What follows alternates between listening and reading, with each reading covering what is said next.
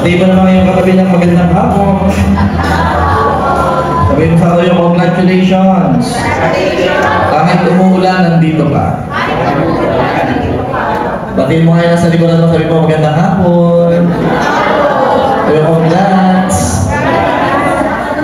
Okay, welcome po, welcome. Para may mga bagong mukha nakikita, welcome po, welcome. Yun. May mga nakikita kong pogi, magaganda. Amen. Okay, kamusta po kayong lahat? Mabuti na mabuti, ayos na maayos, maganda na maganda, payaman na payaman, mabanal na mabanal, padami na padami ang JA1 Marikina!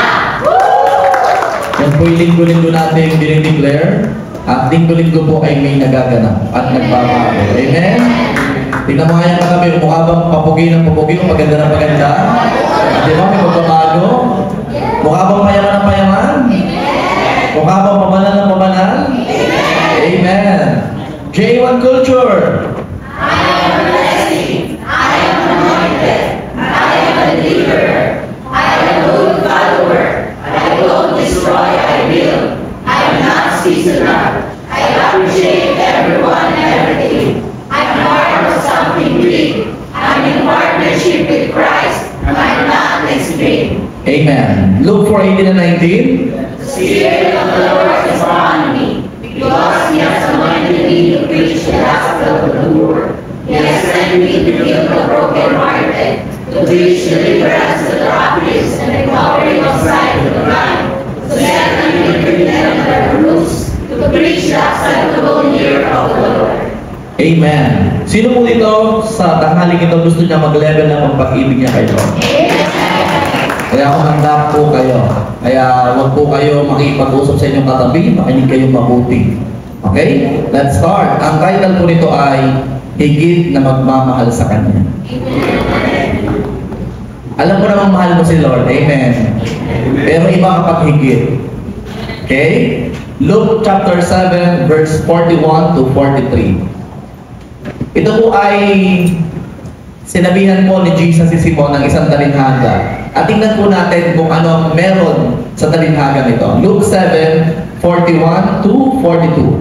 May dalawang taong nanghiram sa isang taong nagpapautang. Ang isa'y umutang ng 500 denaryo at ang isa'y 50. Ilan daw po ang inutang?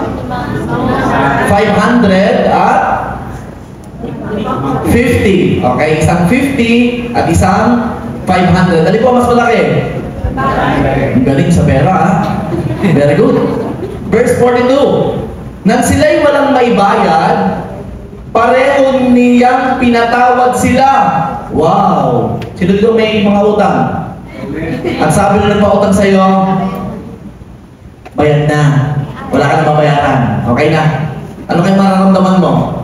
Ay nako, yung ngitihan ng tenga. Sigurado. So sabi na nagpautang, pareho niyang pinatawad sila. Ngayon, alin sa kanila ang higit na magmamahal sa Kanya? So pag-usapan po natin, higit na magmamahal sa Kanya. Okay. Ano po ang ating mga points? Dito po tayo. Sino ang higit na magmamahal sa Diyos? Number 1, sila na nakakaalam na siya'y may utang sa Diyos. Alam niyo po ba na lahat po tayo may utang kay Lord? Wala po kayo utang, Pastor. Meron. Luke chapter 7 verse 41. May dalawang taong nanghiram sa isang taong nagpapautang. Ang isa'y umutang ng 500 denaryo at ang isa'y 50. Meron po sa atin, may mga utang po tayo. Pwedeng 500, pwedeng 50. Yung sabi ng iba, konti lang yung sa akin. Yung sa iba naman, medyo malaki po. Sa tindi ng kasalanan ko, medyo malaki talaga. Okay, kahit alin pa doon. May utang na 500, may utang na 50, umutang ng malaking halaga, o umutang ng maliit na halaga, pare-parehong may utang na dapat bayaran. Sabi mo, may utang na dapat bayaran. Tayo po ay may pagkakautang kay Lord. Hindi sa salapi o material na bagay, kundi utang na kabanalan at utang na pagsunod na hindi kayang bayaran kasi tayo'y makasalanan. Hindi mo kayang bayaran kasi ikaw ay may kasalanan. Okay. Romans 3:23. Yamang ang lahat ay nagkasala at hindi nakaabot sa kaluwalhatiang hinahanap ng Diyos. Sa Romans 3:23, pinapatunayan lang po na lahat po tayo nagkasala. Wala pong nakaabot sa hinahanap ni Lord na perfect or 100% na malinis o walang kasalanan. In short, tayo po ay may pagkakautang kay Lord. Sabihin sa katabi, may utang ka pala kay Lord. Laksan mo na kaunti para marinig, may utang ka pala kay Lord. May utang yan ha, may utang. Sabi naman dito, hindi pwedeng basta lang patawarin ng Diyos ang ating kasalanan. O sabihin na, okay na, walaan na lang. Hindi pwedeng ganon. Guguho ang trono ng Diyos kapag ginawa niya yon. Mamaliitin siya ng iba at sasabihin na, grabe naman Diyos yan, ginaganyan-ganyan lang. Diba? Sasabihin ng iba na, nilalapastangan ng nilalang niya o ng tao ng paulit-ulit na pagkakasala ang Diyos. Grabe naman Diyos yan, pumapayag. Ginaganon lang siya at hinahayaan niya lang. Ganon ang mangyayari kapag binaliwala ng Diyos ang pagkakasala ng tao. Kaya, hindi pwedeng baliwalain ang utang na ito. Tandaan mo, may utang ka. Noon po, kahit ang mga tao, kung ano-anong ginagawa para at least man lang mabayaran ang utang na yon. Noong una, para matanggap ng Diyos kahit papaano mga tao, nag-aalay po sila ng mga buhay na hayop. Okay? Ito nung una yan. Sa Old Covenant, noon nagdadala sila ng baka, kung medyo maliit na kasalanan, 50 lang, kambing, o rabbit. Pag malaki-laki, kalabaw, baka, kabayo, depende sa kanilang kasalanan. At yun ang ino-offer po nila kay Lord. So, dinadala nila yun doon. Pero, ito ay pantaklob lang sa kasalanan ng kanilang ginagawa. Pantaklob lang. Hindi talaga nito inaalis yon. At dahil paulit-ulit nila itong ginagawa, kahit sila'y nag-aalay ng buhay at tubo ng mga hayop, patuloy pa rin silang gumagawa ng kasalanan. At dumating na sa point na sobra na. Sabi niyo, sobra na. At kahit yung dugo ng hayop ay hindi nakatanggap-tanggap, hindi na pwedeng, hindi na kayang takluban na lang ang kasalanan dahil, sabi niyo nga, sobra na. Ang ginagawa nilang pag-aalay ay naging ritual na lang. Parang ganito, nagkasala, mag-aalay. Pagkatapos mag-aalay, magkakasala ulit.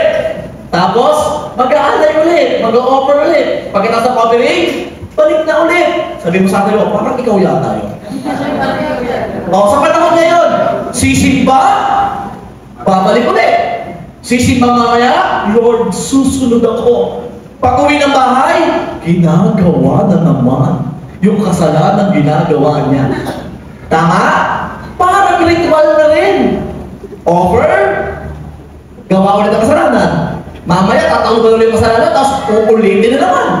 Paulit-ulit na nangyayari, kaya ang ibig sabihin, sobra na. Sabi mo nga ulit, sobra na. Eto na. Ang ginawa nilang pag-aalay ay naging ritual na lang. O parang tayo niya noon. Makapagsimba at makapagbawas-bawas naman ang konti ng kasalanan. Sino nagsabi na noon? Lahat tayo. Galing tayo dyan. At pagkatapos, balik na ulit sa ginagawa. Ganyan na ganyan. Alam mo ang nangyari sa ritual?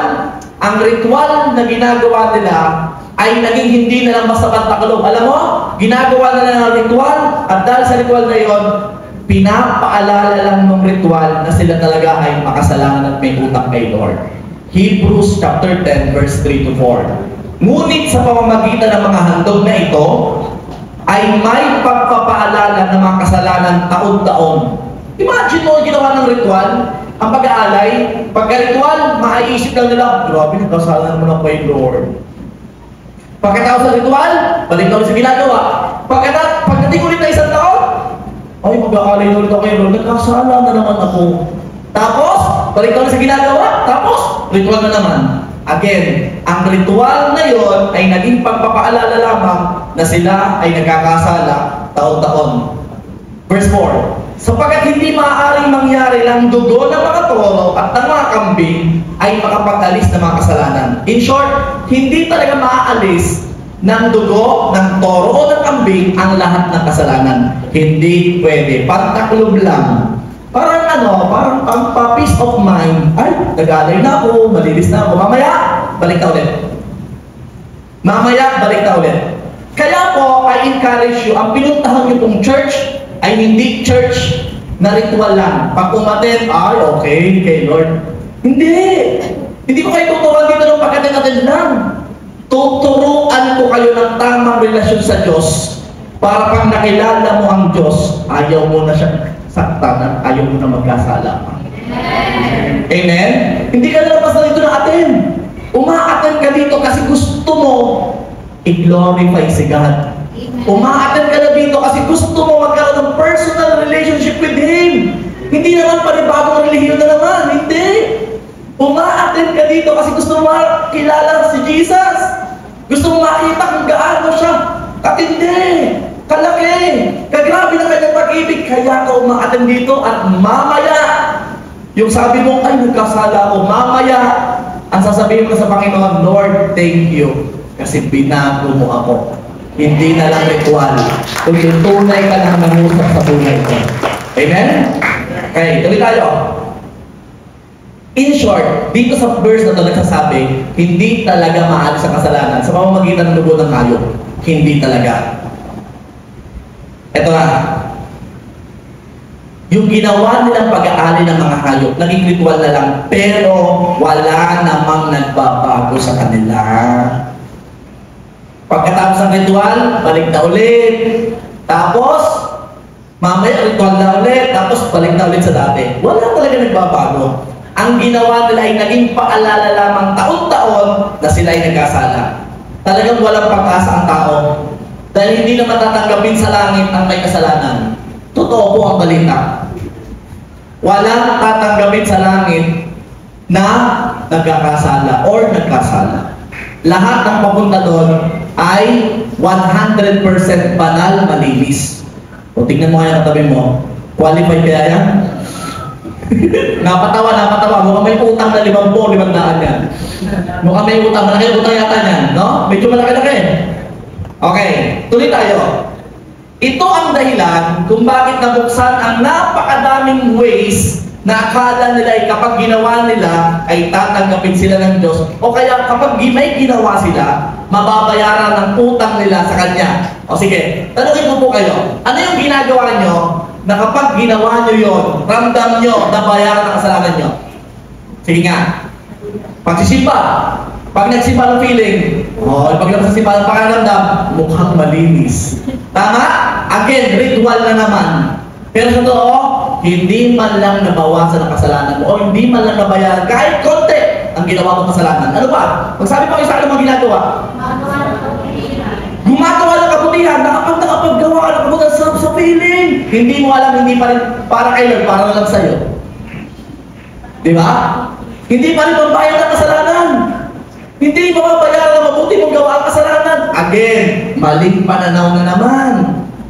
Ito na. Kaya maraming ginagawa ang tao na way para mabayaran ang kasalanan na yun ang ginawa nila. Nagpagamit ng simbahan at ginagawa kung ano-ano. Nag-aalay ng kung ano-ano. Nagdudunate ng kung ano-ano. Gumagawa ng kabutihan sa iba. Nagawa ng samahan nila na kapag member ka nito, mababayaran ang utang mo sa Diyos. Naging active sa gawang akala nila tatanggapin ng Diyos. Gawang akala nila pambayad sa utang sa Diyos, pero hindi pa rin bayaran. Hindi pa rin. At the end of the day, sasabihin mo pa rin, wala namang nangyari. Wala namang nangyari, hindi naman nabayaran.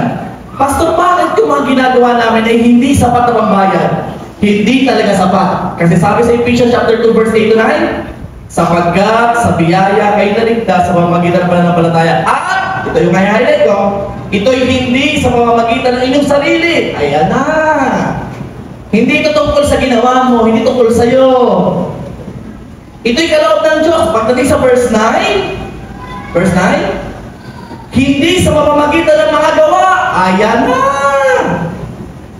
Hindi sa pamamagitan ng gawa. Wala kang magagawa para bayaran ang utang mo. Hello? Kahit mag-member ka niya, gumawa ka ng mabuti, kung ano mang gawin mo gusto mo, wala yung magagawa. Dahil hindi sa pamamagitan ng mga gawa upang ang sino man ay huwag magmalaki. O lagi ko sinasabi sa inyo, imagine nyo kung sa pamamagitan ng gawa para mabayaran ang utang natin kay Lord. Di ba pagpunta mo langit, di ba kinuha ka na ni Lord? Pupunta ka na sa langit. Pagpunta mo sa langit, Lord. Kita mo naman, ang dami kong nagawang mabuti sa lupa. Ay talagang makatira-tira na ako sa church. Ano nangyari? Nagyabang ka lang. Magyayabang ka lang. Sa dami ng iyong ginawa, magyayabang ka lang. Kaya sabi ni Lord, hindi sa pamamagitan ng iyong sarili, hindi sa pamamagitan ng iyong magawa. Hindi nun mababayaran ang utang mo kay Lord. Aray ko po, Pastor. Eh, paano na lang? Anong gagawin ko kayo? Wala palang magagawa. Akala nila, yung ginagawa nila ngayon ay sapat na pambayad o kaya naman mababawasan man lang ang pagkakautang nila sa Diyos. Sorry. Yung salitang, ang sabi nila ay makapagsimba at makapagbawas nga ng kasalanan. Alam mo ba? Wala yung magagawa dahil anumang paraan na galing sa iyo ay hindi tatanggapin na pambayad ng utang mo. Hindi. Hindi pa mabawasan kahit paano dahil hindi sa gawa, sabi sa verse.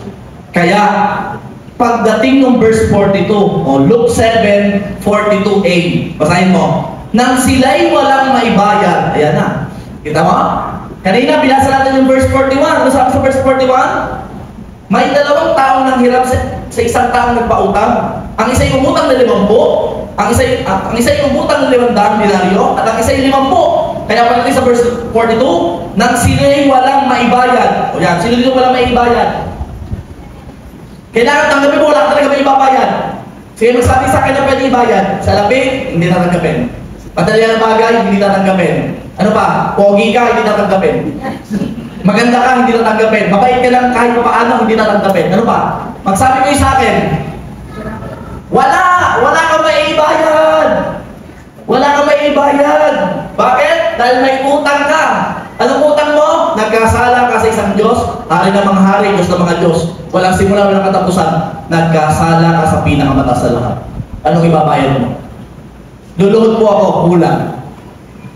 Ano po? Iaalay ko pong buhay ko. Hindi tatanggapin. Dahil yung buhay na yan may kasalanan, hindi tatanggapin. Hari ko!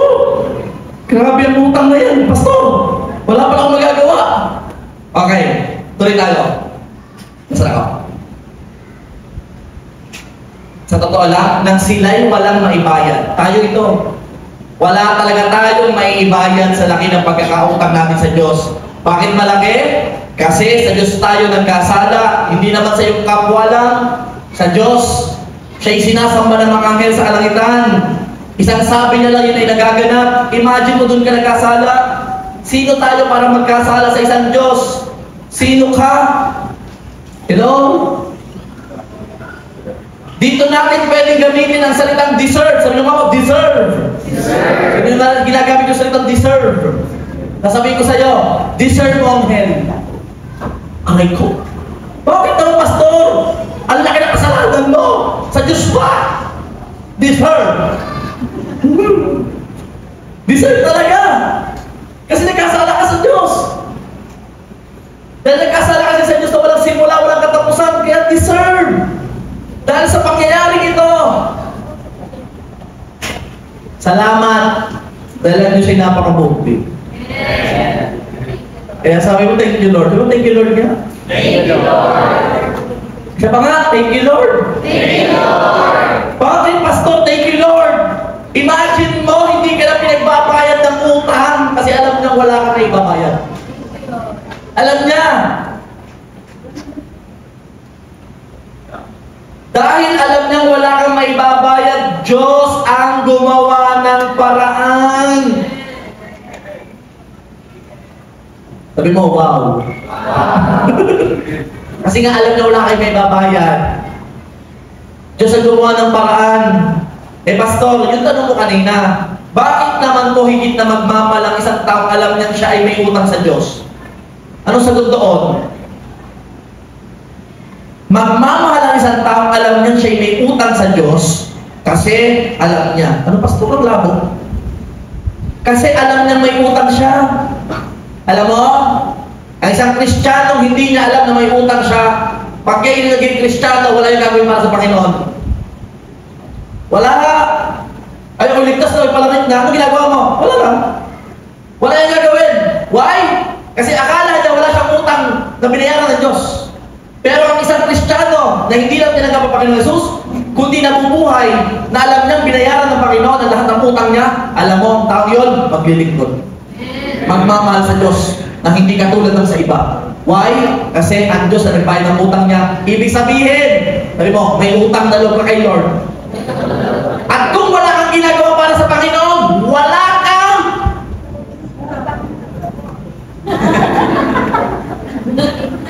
ang isang Kristiyano walang ginagawa para kay Lord, hindi nagmamahal, hindi naglilingkod, wala kang wala! Bakit? Eh palangit ka na, okay na po. Aaten, uupo, aalis. Aaten, uupo, ritual na naman yan. Aaten, uupo, aalis. Kapatid, may pinayarang utang si Lord sa'yo. Kaya starting today, ang isip ng Kristiyano, anong isip niya? Anong gagawin ko para kay Lord? Anong gagawin ko pag nilingkod? Anong gagawin ko pag mamahal? Anong kaya kong gawin para kay Lord? Yan ang nagbabayad ng utang para kay Lord. Yan ang tumatanong ng utang na loob kay Lord. Pero ang isang Kristiyano, tinanggap lang para Jesus, at palangit na, pero kapag alam mo, binayaran ng Panginoon ng utang mo, sa totoo lang, yes ka ng yes kay Lord. Yes ka ng yes. Papadala ka sa Bicol. Sila na lang. Hindi. Kaya mong iwanan ang buong buhay mo kasi iniligtas ka naman niya sa impyerno. Imagine, kaya na kaya mong gawin. Lalalim tayo. Salamat kayo, sabi mo, thank you Lord. Thank you, Lord. Dahil sa pangyayaring ito, ang tao walang maibayad, ang Diyos ang gumawa ng paraan, ay talagang nakaplano ang Diyos sa lahat ng ito. Higit talagang magmamahal ang isang taong alam niyang may utang sa Diyos. Bakit? Kasi alam niyang may utang siya kay Lord na kailangan bayaran. Yes, bayad na. Totoo nang bayad na. Pero, may magagawa ka pa para paglingkuran at mahalin ng Diyos ng sobra. May magagawa ka pa. Kung para sa may hindi alam, ay walang gagawin. Ang may alam na siya'y binayaran ng utang kay Lord ay magsisik pa at magmamahal kay Lord ng higit sa kayang gawin ng isang Kristiyano pa. Na higit sa kayang gawin ng iba. Kasi sa panahon ngayon, may mga taong hindi alam na sila ay may utang sa Diyos na kailangan bayaran. Marami. Mga taong sinisisi pa ang Diyos sa mga nangyayari sa kanila. Sa halip, ang isipin ay may utang ka pa nga. Diba? Lord, ganyan ka na, pinabayaan ka ba? Nakasagot si Lord, may utang ka pa nga. Na hindi binabayaran. Ano pakiramdam nyo kapag may utang na hindi nagbayad sa iyo? Sige nga, naka-smile. Very good ka, hindi ka nagbayad. Di ba anong pakiramdam na hindi ka binayaran? O di ka mas bigat sa loob, nakakalungkot, ayaw ka makita, ayaw ka makasalubong. Tapos makikita mo pa ang post, nagpunta sa kung saan sa kalawa.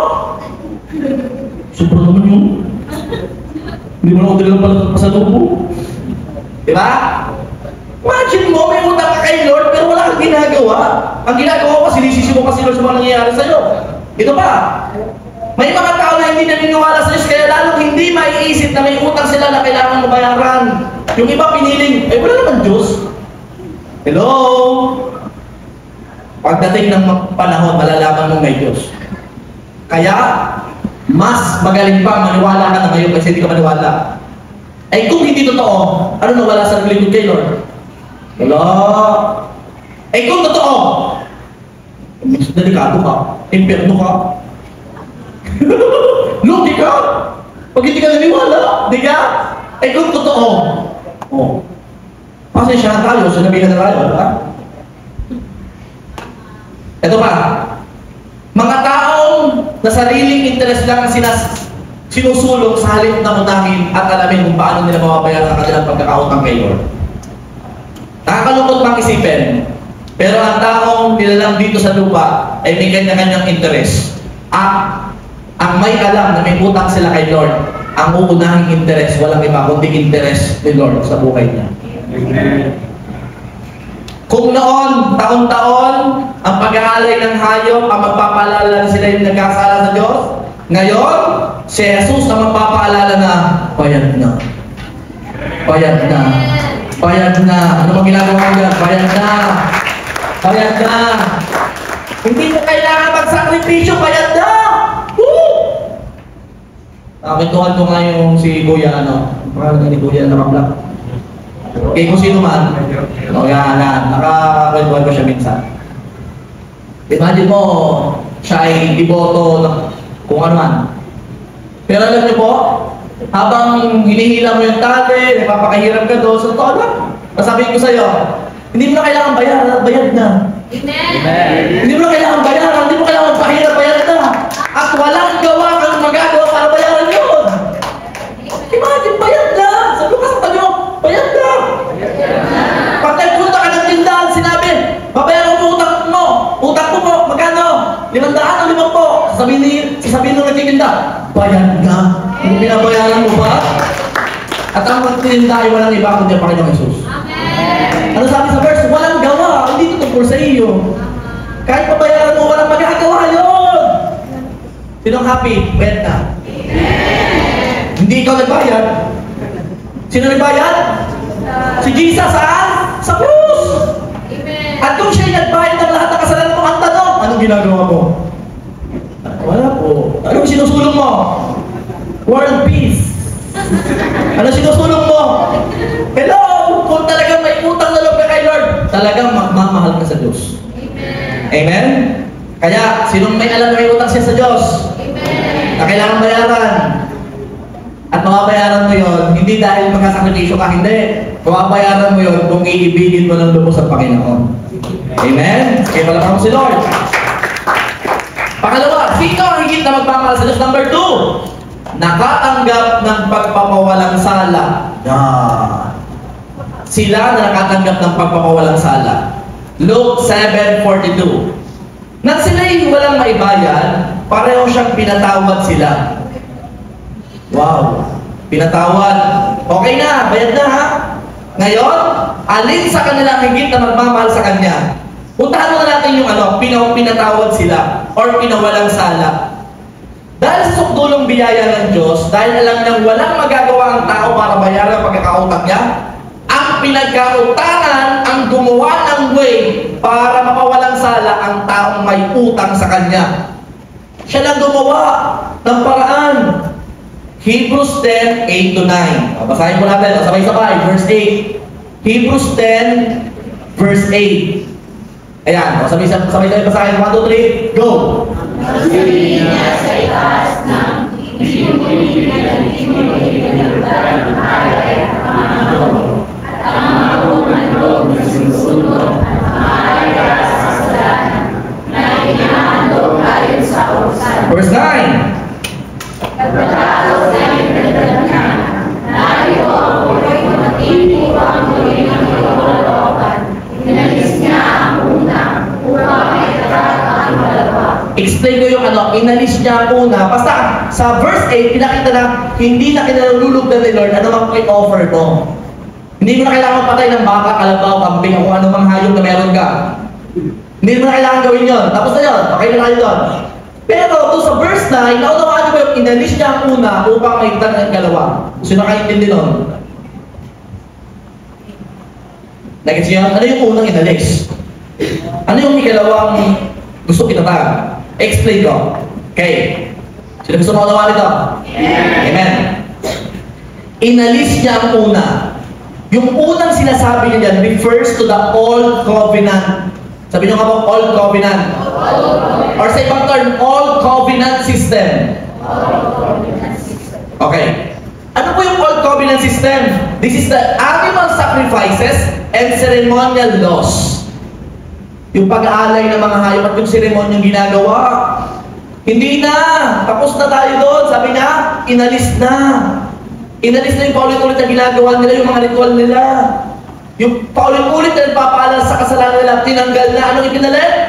Maitatag ang ikalawa. Pastor, ano yung ikalawa? Ito yung ikalawa. The New Covenant. Sabi nyo, New Covenant. New Covenant. Ito yung maririnig nyo sa mga TikTok, ng mga Christian nagsasabi, we are in the New Covenant. O, di ba? May maririnig kayong ganyan. Ano yung New Covenant, Pastor? Yung New Covenant, the New Covenant is indeed based on the once for all offering of Jesus Christ. Sabi nyo nga ba, once for all. Once for all. Hindi mo na kailangan taon-taon ulit-ulitin na gagawin mo pababayan. Hindi mo na kailangan taon-taon maglalakad ka kung saan sa pupunta. Hindi mo kailangan mag-open na kung ano-ano. Tapos na yun. Old system yun. Anong ginawa ni Jesus? Once for all. Sabi nyo, once for all. Once for all. Isang beses na lang at para sa lahat. Ano yung isang beses na lang? Si Jesus na nga ang namatay para sa'yo. Siya na nga ang nagbayad ng kasalanan mo. Isang beses na lang, huwag mo na ulitin, huwag ka na magpapako sa krus. Hindi mo na kailangan magpapako sa krus. Alam mo, ang gumagawa po ng nagpapako pa sa krus, isa lang. Sinasabi mo lang na hindi pa sapat ang pilahin ng Panginoon Jesus. Kaya mo inuulit. Hindi mo kailangan ulitin. Kasi sabi dyan, once for all. Isang beses na lang ng sakripisyo through Jesus Christ at para sa lahat. Sabi mo, para sa lahat. Yung mga nabuhay noon, ngayon at yung mabubuhay pa, yun ay pambayad na, sapat na pambayad ang buhay ng Panginoon Jesus. Sabi nyo nga, glory to God. Glory to God. Bayad na, once for all. Okay na yun ha? Wala na magdadali dito ng manok, pero na ng luto. Nakain na natin ha? Wala na mag-offer dito sa unahan ng baka, kalabaw, at kung ano pa. Wala na, tapos tayo doon, okay? Wala na rin magsasakripisyo ha? Sapat na ang ginawa ng Panginoon Jesus kasi kung magsasakripisyo ka pa, para mo na rin sinabing, Jesus, hindi pa sapat. Sapat na ba? Sapat na. Okay na, okay na. Okay? Okay na. Relax ka lang. Hindi mo kailangan bayaran. Hindi mo na naman babayaran. Okay na tayo doon. Okay, maliwanag. Isang beses lang para sa lahat. Wow! Alam mo, sa totoo lang, magiging malaya ka dito. Sobra. Nung nakunawaan ko po ito, malaya ako. Sobra ka magiging malaya because the truth will set you free! Woo! The truth will set you free. Hindi ka na susunod sa kung anong tradisyon. Hindi ka susunod sa kung anong pinapagawa sa'yo. Why? Sapat na Panginoong Jesus na nagbayad ng kasalanan mo, okay na yun. Okay? Okay na yun. Hindi na katawan ng hayop na sinusunog, kundi nag-iisang katawan ng Panginoon Jesus ang pinambayad niya. Hindi na isang beses lang at para sa lahat. Hindi na kailangang ulitin at hindi na kailangang tularin pa ng iba. Sapat na pambayad sa lahat ng tao, sa lahat ng panahon. Wow! Thank you, Lord. Thank you, Lord. Kaya gano'n na lamang ang challenge ni Lord sa atin. Anong challenge? Yung preaching ko ng last, tanggihan ng sarili. Gano'n na lang ang challenge ni Lord. Disiplinahin mo ang iyong katawan. Gano'n na lang ang challenge ni Lord. Takasan ng kasalanan. Bakit? Kasi ang ibinigay ng Diyos ay sarili niyang katawan para ikaw ay maging banal, matuwid, at maging qualified to go to heaven. Diba? Imagine mo yun. Hindi yun kailangan gawin ng Diyos sa totoo lang. Hindi niya kailangan na ipadala ang Panginoong Jesus, magkatawang tao para bayaran sa lang. Hindi ngayon kailangan gawin. Hindi yun, hindi ngayon naisip ng mga anghel na gagawin eh. Hindi siya required na gawin yun. But, dahil ang Diyos ay Diyos ng pag-ibig, ginawa niya yon para bayaran ang kasalanan natin. At alam mo, hindi niya yung ginawa sa mga anghel nung si Lucifer at ang iba ay nagkasala.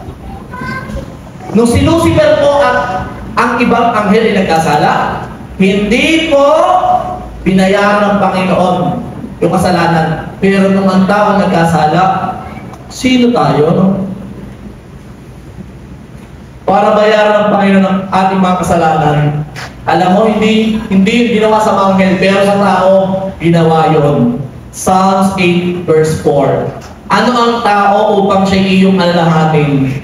At ang anak ng tao upang siya iyong kalingain? Sino ka? Ano nga meron yung katabi mo? Sa totoo lang, marami na yung kasalanan. Sa totoo lang, medyo maliit, malaki, marami yan. Yung iba, Mayroong malaki, pero yung iba maraming maliliit. Okay? Meron yan, yung mga tinatago yan sa Diyos. Akala hindi alam ni Lord. Di ba wala naman nakita sa atin? Hindi naman tayo kaligtas-ligtas. Kapasaway nga minsan. Di ba? Hindi tayo karapat-dapat iligtas. Anong nakita na Diyos sa atin para iligtas tayo at sabihin, wala ka ng sala. Okay na. Paid in full. Bayad na. Di ba kailangan magbayad? Grabe yan, makita ng Diyos sa tao. Ano meron? Alam mo kung ano meron sa tao? Sabi mo, wala. Sabi mo, wala. Walang nakita sa'yo. Bakit wala? Wala naman talaga. Eh bakit mo iniligtas? Iniligtas kasi pinili ng Diyos iligtas. Choice niya yun. Hindi kung ano man. Yun ang pinili niya. Ginawa niya at pinili niya na ipawalang sala ka. Naalala niyo sinabi ni Jesus? Luke 23 verse 34a. Sinabi ni Jesus, Ama, patawarin mo sila sapagkat hindi nila nalalaman ang kanilang ginagawa. What a love. Grabe pag-ibig. Sino dito alam niya naman mga kasalanan pero sinabi, patawarin mo na, Father God. Hindi nila alam ang kanilang ginagawa. Sabi mo nga sa kanila mo, alam mo ba ginagawa mo?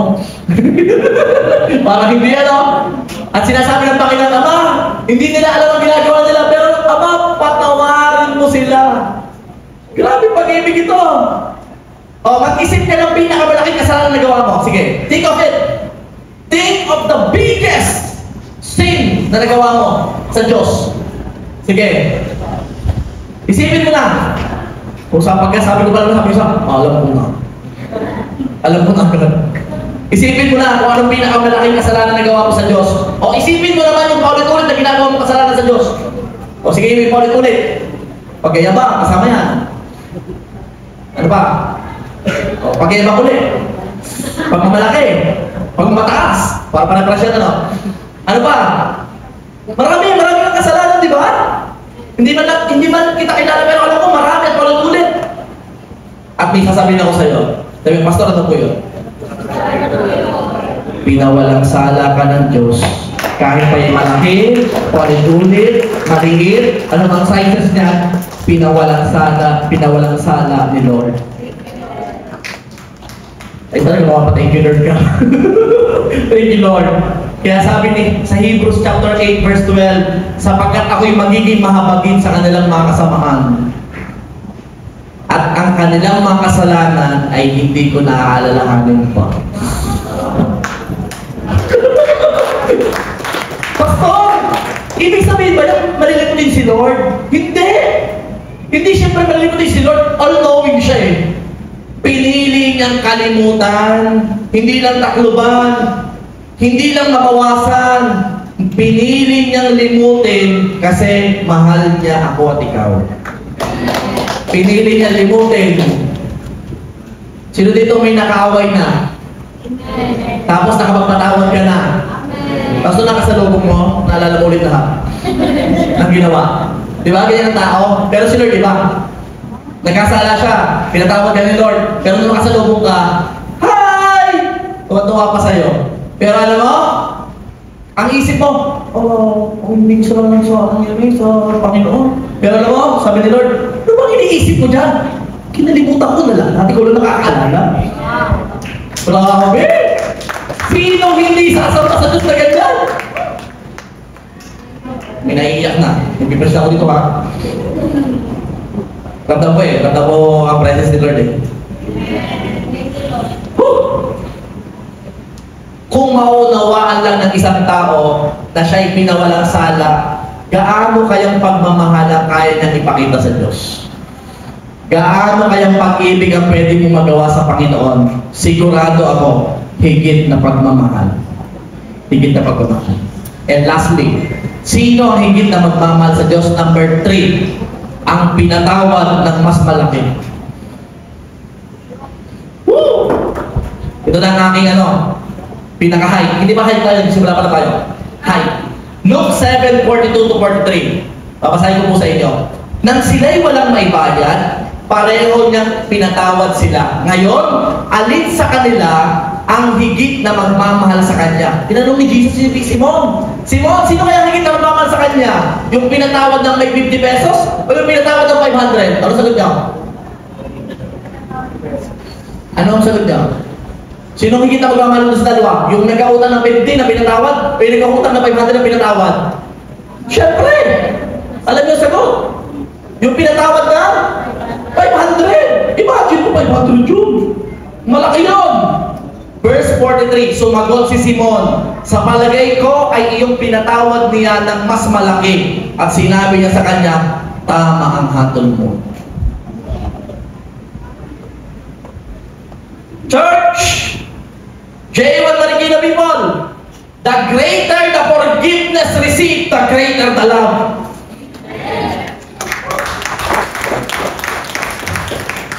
Kung alam mo kung saan ka galing, kung alam mo kung saan ka pinulot ni Lord, kung alam mo kung saan ka nagmula, kung alam mo kasalanan mo, kung gaano kalaki ang kasalanan mo, at na-receive mo ang pagpapatawad ng Diyos, gaano kalaki ang pag-ibig ang kaya mong ibigay sa Panginoon. Alam mo kung saan ako galing? Alam ko saan ako galing? Inom dito, inom dyan. Patangkino kami, kaya kami, puro kami 4 kantos. Alam mo yan, pagkagising pala, alam mo na, inom na ulit. College, katry ko ng mag-cigarette, iba't ibang flavor, black pot, gusto ko yun, parang social. Natry ko kung ano-ano, tambay sa plaza, kung anong ginagawa sa plaza. I know kung saan ako galing, at alam mo din kung saan ako kinuha ni Lord. At alam mo, sobrang laki ng pagpapatawad ni Lord sa akin. Kaya nung hiningi ni Lord, anak, dadalhin kita sa Marikina, ay hindi na ako nagpahindi. Iwanan mo lahat, okay lang. Pupunta ako, Lord. Eh, laki ng kasalanan ko sa'yo. Buti ka, tinanggap mo pa ako eh. Buti ka, pinatawad mo pa ako eh. Kaya kung sinabi mo sa akin, dadalhin mo ako dito, gagamitin mo ako, yes, Lord, pupunta ako. At nagpunta na nga. At biyaya ng Diyos, yung katabi mo, pinatawad din ni Lord ang kasalanan niya lahat. At tinatanggap ni Lord at nilimot ni Lord ang kasalanan niya. Sino ang hindi magmamahal ng malaki sa Lord kung grabing pagpapatawad ang ginawa niya sa buhay mo? Sino? Kaya ganyan ang kilos mo patungkol kay Lord? Kaya ganyan ang pagsamba mo? Katulad kanina? Kaya ganyan ang paglilingkod mo? Kaya ganyan ang prayer mo? Kaya ganyan ang pagkatid mo? Kaya ganyan ang pagpapagamit mo kay Lord? Kaya ganyan ang pagmamahal mo kay Lord? Kasi yan ang pagpapatawad ng Diyos na tinanggap mo at naunawaan mo. Kaya medyo maliit ang paglilingkod mo. Kaya medyo maliit yung pagmamahal mo kay Lord. Kasi maliit lang ang tinanggap mo pagpapatawad. Hindi mo naunawaan kung gaano ka pinatawad ng Diyos. Hindi mo naunawaan. Tignan niyo po ha. Luke 7:44-47. Ituloy natin yung story. Pastor, si Simon po ba talaga ang kausap dyan? Alam mo, sa totoo lang, sa eksena po ito, hindi talaga si Simon. Pero i-direct niya kay Simon. Sabi niya dito, tingnan niyo mabuti ha. Sino nga pong dalawang karakter dito? Siyempre si Jesus yung nagkasalita, pero meron pang dalawa. Si Simon, at sino isa? Yung babaeng makasalanan. Okay? Si Simon at yung babaeng makasalanan. Tingnan mo po ha. At pagharap niya sa babae, ay sinabi niya kay Simon, nakikita mo ba ang babaeng ito? Pumasok ako sa iyong bahay. Hindi mo ako binigyan ng tubig para sa aking mga paa. Subalit, binasa niya ang aking mga paa at ng kanyang mga luha at pinunasan ang mga ito ng kanyang buhok. Sinasabi niya kay Simon, Simon! Si Jesus nagkasalita, nung pumunta ako sa bahay mo, wala man ako natanggap na tubig.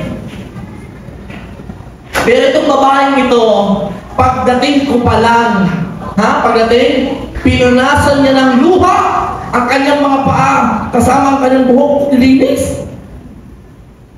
Pagpastan niyo si Simon at ang babaeng makasalanan. Verse 45, hindi mo ako hinalikan. Hindi mo ako hinalikan. Subalit, buhat na ako'y pumasok ay hindi pa siya humihinto ng pagalik sa aking mga paa. Si Simon, sabi niya, Simon, nung pumasok ko sa bahay mo, wala kang malang ginawa.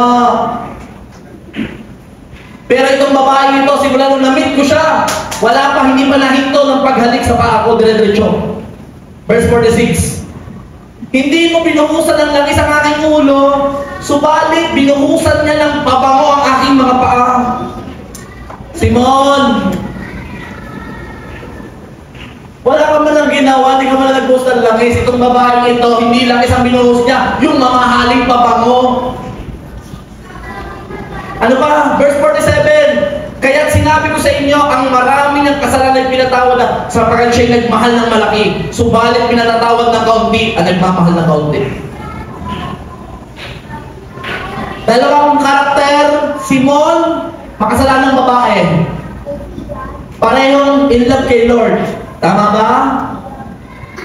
In love yan para kay Lord. Disciple 3. Pero alam mo, pagkakaiba nilang dalawa? Simon, mahal mo ako pero ang ginagawa mo yan lang.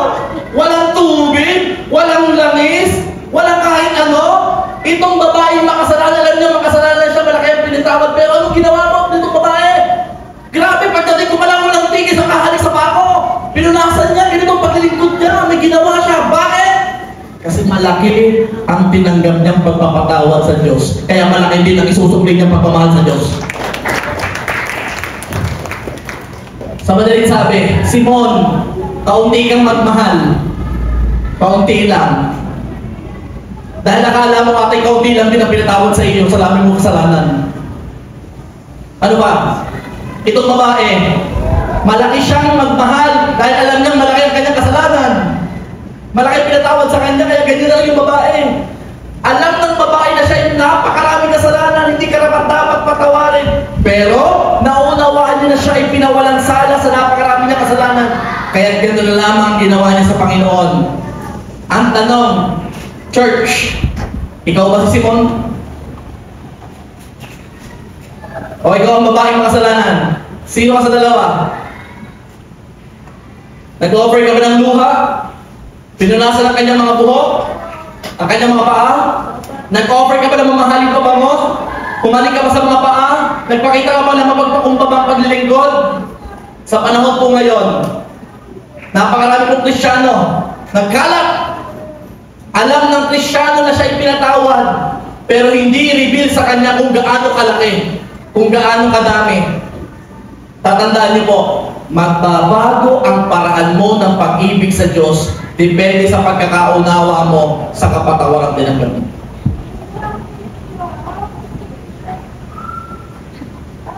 Nagpasabi yan. Ganun na lamang ginawa ng babaeng makasalanan dahil alam niya kung sino siya. At alam niya kung saan siya pinawalang sala ng Diyos. Si Simon na akala ay 5 bulang ang pinatawad sa kanya. At ang babae na akala niya 500 ang pinatawad sa kanya. Kung ikaw ay tulad ni Simon, kahit pa sa palagay mo ikaw kaunti lang kasalanan mo, o kaunti lang ang pinatawad sa iyo, o binayaran ang pagkakautang mo, lilimang bulang. Kung lilimang bulang, tingin mo, lilimang bulang. Kaunti lang naman, kaya baka pwedeng kaunti lang ang love kay Lord. Nagkakamali ka. Alam mo bang kahit isang kasalanan lang ang nagawa mo, ay nagkasala ka na sa lahat?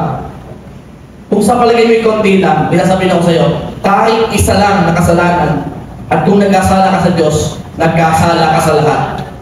James chapter 2 verse 10. Sapagkat sino man tumutupad ng buong kautusan, subalit lumalabag sa isa, ay nagkasala sa lahat. Kaya kung sa palagay mo isa lang, konti lang, at sasabihin mo, mas madami na kasalanan yung kapitbahay namin. Yung nakakulong, mas marami silang kasalanan. Pero sabi ko sa iyo, pag sa Diyos ka nagkasala, kahit isa pa yan, nagkasala ka sa lahat. Pero yung kadami. Pero yung kadami. Kahit kaunti pa yan sa palagay mo, hindi lang dapat ganyan ang pagmamahal mo. Hindi lang dapat ganyan ang pagsamba mo. Hindi lang dapat ganyan. Konti lang. Tama na ito. Okay na ito. Tama na yung ganito lang paglilingkod. Tama na yung huwag ito itong effort sa pagpapractice. Tama na yung ganyan.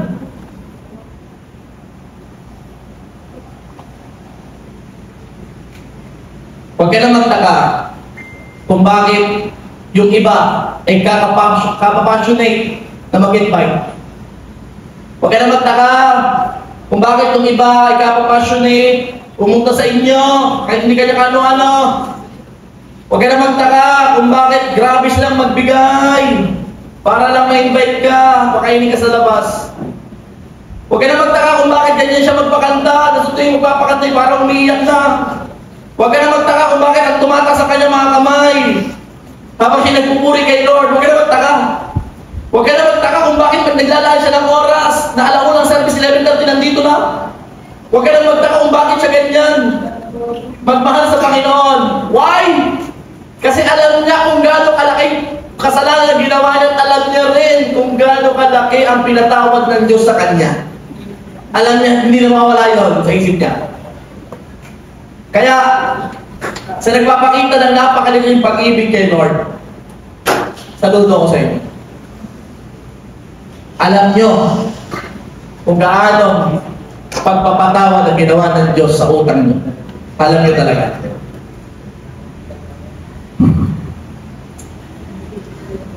Kaya kung may hinihingi si Lord sa'yo, oras, panahon, lakas, schedule, ay dapat lang. Dapat mo lang may bigay sa kanya. At may good news pa ako sa iyo. Sa ino-offer ng Diyos na pagpapatawad o forgiveness, pinag-usapan natin yung isang kasalanan, no? Malaki siya, no? Kasala sa lahat. Pero alam niyo, good news. Sa pagpapatawad ng Diyos, wala na kalusot kahit isang kasalanan. Hindi lang basta marami. Kaya sabi ko doon sa number 3, okay, number 3 ko, ang pagmamahal sa Diyos ay ang pinatawad ng mas malaki. Pero hindi naman talaga malaki ang pinatawad ng Diyos. Ang pinatawad ng Diyos ay lahat. Hindi malaki. Lahat. At walang nakalusot kahit isang kasalanan. Ang pagpapatawad ng Diyos ay nilinis ka 100%. Hindi 99.9, 100%. Hindi lang basta marami, kasi hindi lahat niya. At ang sakripisyo ng Panginoong Yesus ay sapat na. Namatay siya para sa iyo upang bayaran pag-autang ng tao. Kahit hindi natin deserve yun.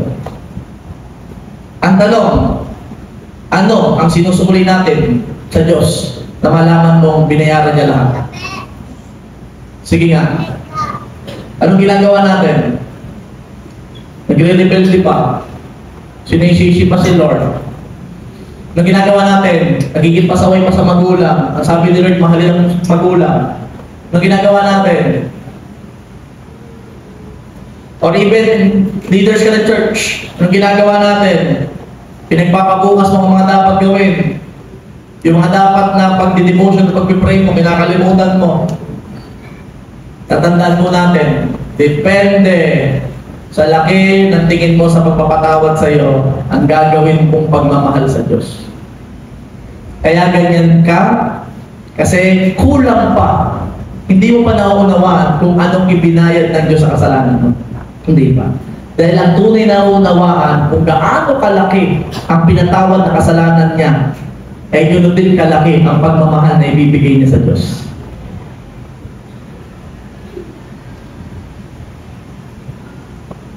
Ikaw ba si Simon? O ang babae? Ikaw ba yung may utang na 500 o 50? Pero ang challenge ko sa iyo, every time na atin ka, unawain mo kung gaano kalaki ang pagpapatawad ng Diyos sa iyo.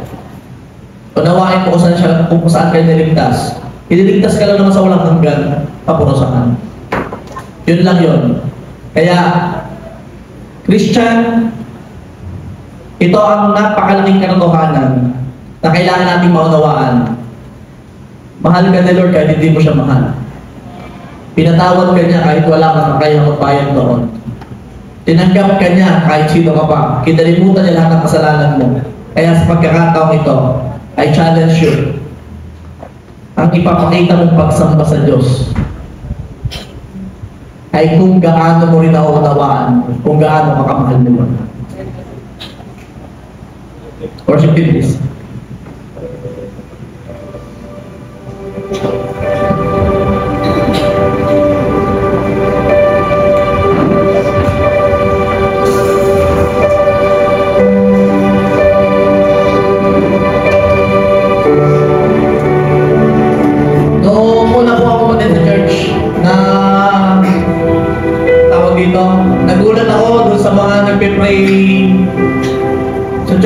bago lang ako no? May nakita ako doon sa unahan. Bakit ito na? Nakadapa siya doon sa side of it. Pag itong tao ito, pag nagtaas na kamay, extend na extend. Parang sobra naman yun. Alam mo?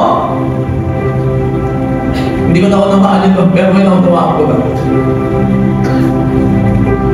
Kasi sobra yung pag-ibig nila kay Lord. Kasi alam nila kung saan sila galing.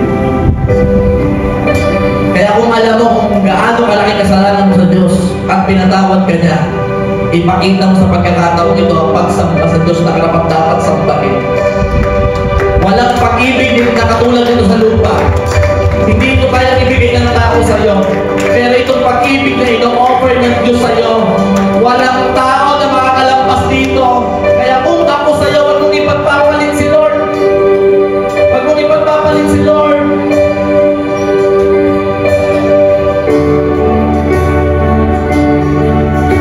Sampahin mo si Lord na higit na pagmamahal na kaya mong gawin kaysa doon. Ngayon, ipakita mo kay Lord kung gaano mo siya kamahal. Habang inaawitan mo sila, alalahanin mo